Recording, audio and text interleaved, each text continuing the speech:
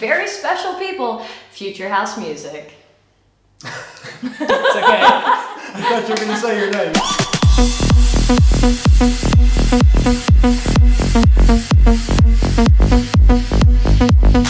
What's up, Team MBL? It's Music by Lucas. And Lauren C. Ray, and today, if you can't tell, we're joined by two very special people, Future House Music. Yes, it's Gino and Art here, and are you guys super excited to be with us or what? Hell yeah. You weren't forced into this at all? Yes. No.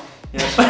Like, do people actually know what you guys actually look like, or is this the first time you've ever revealed your face? Is this like Daft Punk without the mask? Yeah, is this Daft Punk or what? It's like Mala and Charmin for the first time. I mean, we've been on Dutch television for a couple of times. Okay, there was cool. just a local news Speaking station, in Dutch, so- not in English? Yes, it was Yeah. Dutch. Oh, snap. But this is actually the first, I think YouTube kind of Oh, very cool. interview. What is Future House Music? Are you guys just music that's Future House? Are you actually a label? Like, what's going on with you guys? What are you? Who are you? I think the easiest way to explain is that we started out as a YouTube channel. So we started with promoting music in the genre of Future House. Later on we started doing a label as well. Together with that, started doing events under the same flag, and also started doing artist management. So I think Dang, in, okay. a nutshell, in a nutshell, that's kind of like what we do. Well, what defines Future House to you? I think like the Future genre House itself? started as a genre, but it evolved into kind of a movement as well. And nowadays we also try to push other house genres, not only defined as Future House, Yeah. but also, for example, bass house or deep house or any other house genre that will be the future of house music. That's a really good point, because I do think Future House, like a lot of people think like, oh, it's this, they think of like a certain song or a certain style, but it Yeah. really is a movement, and there really are different like bass house aspects, deep house, like all kind of circled into one thing. Yeah, we both loved Future House to start off with. Perfect and, name then. Yeah, there was no central hub for this particular genre. So we thought, let's create a channel and upload all the music illegally that we Bleep that out. that we were, that what was able on the internet, was downloadable, and just get it out there and promote it. I think And that's a really good point too, because all great businesses or all great ideas, I think, came from it didn't exist. Yeah, there was and a so you created it. lack of it, so you were like, let's do it. So if there is anything out there that you like that doesn't exist, or you're like, I don't have a place for myself, that might be the best opportunity for you Just to do go it. out there and do Yeah, it. do it. My teacher once said this term, it was called first mover advantage. Oh, in yeah. like economics. I think that's kind of like the same thing that happened with us, as in like, there wasn't really that central hub. So having that first mover advantage, which was like unconsciously we did. Right, right. How long did it take from like the moment you tried the idea, started the idea, for it to kind of flourish or see its first signs of success? Pretty fast, actually, because a lot of people were searching for Future House as well. So they immediately came to our Facebook and YouTube channel at the beginning. So yeah, that went all kind of very natural, actually. We didn't have like a large budget to promote the channel. It was just because a lot of these people wanted to find Future House, and they just searched it up and came to our channel, basically. Yeah, that's perfect. That's it, actually. And I think the first movers thing that you're talking about, I think an important one is grabbing the handle. Yeah. Like Future House or Future House Music, like I bet now if you guys started, the handle wouldn't even exist, and like you couldn't have had that name No, or whatever. And true. it's the perfect case scenario, because sometimes it happens like that, whereas the timing is everything. I think this is a good example of that, because he was saying Future House was like starting to be like really hot, people searching, boom, there they were, and it all started from a passion of them just really liking it. So you never know what's gonna happen in life.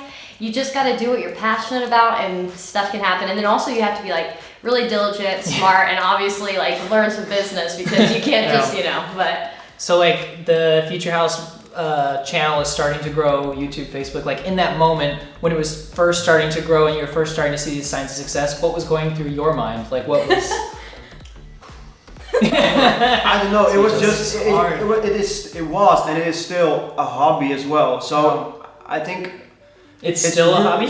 Well, it's still a hobby. Of Yeah. course, we can live of it, fortunately. But I don't know. I never ever in my life went to work a single day with Future House Music, because it's still something we do together. We started out in like an attic. We went to your place a lot in the attic. When I had my own home, we went to sit on this like 2x2 meters table that was really small and Something like this. Yeah, exactly. it's something that we did so often, but it was just out of like the passion for the music and everything that we never had the feeling we would have to go to work or Right. something like that. So still, like until today, it feels kind of weird seeing people being very positive or something about it, because to us it still feels like we've been just doing the same thing, we've been doing the whole time already. Well, that's yeah. what- I think you're gonna say what I was gonna say. That's exactly how we feel about Yeah. what we're doing. Oh, And I think yeah. it's such like a good thing to sit down with you guys and hear you say that. 'Cause Yeah. I'm like, I'm pretty sure we're very similar. Yeah, and you don't feel Absolutely. like you have to clock out. Like with normal jobs, you clock in, You're you like, clock out. Yeah. thank God. You look forward to your days off. Yeah. When you do this kind of stuff, there really is no day off, because every day what you're thinking about is how can I give to what's Yeah. growing already. Yeah. Now, my question is, and I'm sure you're all dying to know. So you're a fan of Future House. So is it weird or cool to work with like people you used to like be a fan of or whatever? It's because now Yeah, how's now they're looking at you like, please promote my music. But before you were like, please notice me, or like, did you have like were you like a big, oh, they're my hero? And now Or you the work same with them? artists you wish would have been on Future House Music in the beginning are now like lining up, and you can't even help them all because there's too many. Yeah, what's that Yeah. like? It's kind of strange in a way, I think, because before we really had a lot of craving to like get out there and get noticed by people, which is something that we really needed to grow as a business. Yeah. But I think now it's a little bit of a weird feeling being on the other side of the table, so to speak. But at the same time, it feels really good because some of the things that we could not do before, we can do right now. So if we see somebody that we believe in, we can actually push that person and give them like a really decent push that can actually help somebody. Yeah. Right. And before, we wanted to help a lot of people that we believed, in their music, but it was hard to give them that push that would really get them out there, because we Right. didn't have the guns yet, Yeah, like yeah. we weren't big enough. So Yeah. I think that's a really gratifying thing, being on the other side of the table right now and actually being able to give that push. That's a really good Yeah. point too, because it's a lot of times people don't really realize it, but it's about earning that opportunity to do that. A lot of people think that the bigger artists should just collab with them, but really it's about earning the numbers, earning the hits, earning all of this stuff, so you have earned collabing with them. And that's kind of what you guys have done now. You're at this point now where you don't have to be like, please. You're more like, this is proof that we stayed up every single night for all these nights and went through all these releases. How many releases have you guys done? I think on the label over 200, 250, something like that. We do a release every Friday Right. on the label. I'm sure everyone out there is wondering what you guys look for in a demo, how they can submit to you Yep. guys, all that kind of stuff. Can you just give like a brief breakdown on those little nuggets of wisdom? Yeah, Give us 5 minutes. let's I deliberate think for a second. I think first of all, everyone can submit a demo on our website. You can leave like a Dropbox or SoundCloud link there. And you like private tracks only, right? Yeah, 'Cause a lot of private people tracks don't know only. that. Okay. I think that's also in the submission form and everything Okay. on the website. But this is a really hard question because there's not really one answer. But I think a couple of things. It has to be finished, mixed and mastered the right way. It has to have some sort of vocal chop. That's a really important point. Mostly when we hear a really good instrumental track, we always try to get some sort of vocal on it because it just helps to get more tracks on Spotify and it just and radio shows and everything. It makes it more, to me, the vocal thing is it makes it more of a song and less of a beat. Yeah. It doesn't have a vocal, it's kind of a beat, True. Makes sense. For us, FHM stands for club and festival music for like I think 80%, something like that. Sometimes we also have some more chilled or deeper tracks. I think club music, as long as it has the energetic groove and everything in there, that's really important for us. A lot of the demos that we receive, it's really hard to work with because they're unfinished products.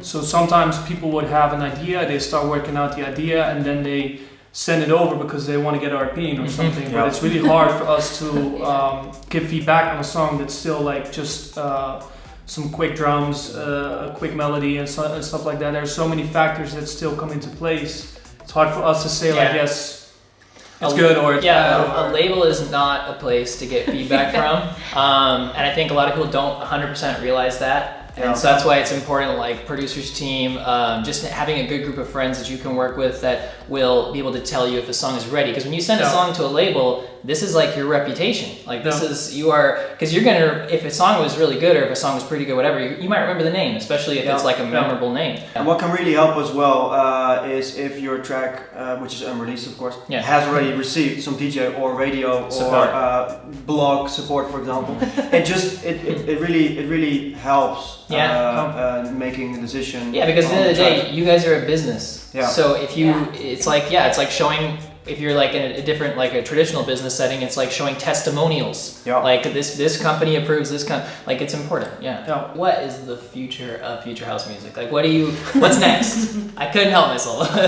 What's next? I think what's the goal?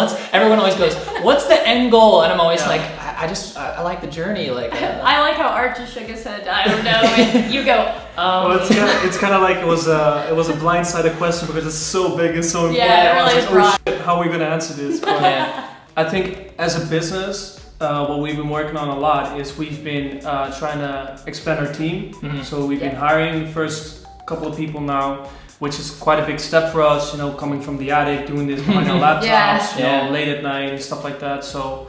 We're trying to expand our business with a better team to give, you know, a lot of better services and everything like that.